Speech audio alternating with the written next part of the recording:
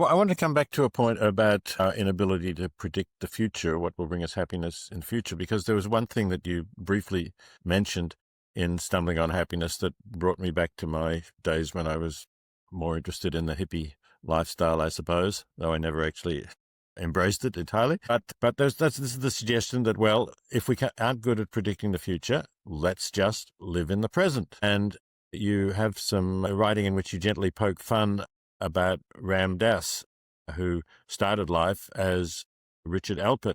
He got a PhD in psychology from Stanford University, worked with Timothy Leary, the great proponent of LSD at Harvard, and also on psilocybin, and studied their capacity for having mystical experiences. And as you point out, he got dismissed from Harvard, went to India, changed his name to Ram Dass on the advice of a guru, and wrote a bestseller called Be Here Now. You mention the book, but you don't say exactly why trying to live in an eternal present isn't a great response to the difficulty of predicting what will make us happy for the future.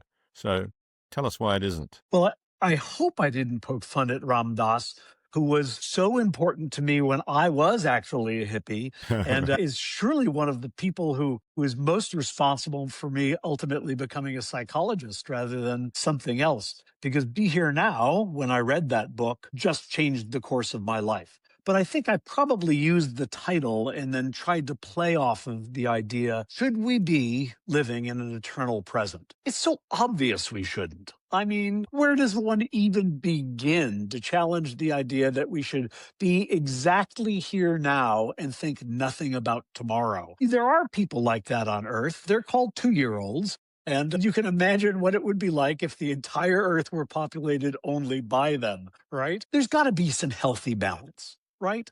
And so when people ask me about this, I say probably it's good to live many of your moments in the present, but then to rise above the present once in a while, whether that means hourly or daily, leave it up to you, to think about life in general, to think about tomorrow, to think about the past, to make plans, and then come back down to the present and remain there.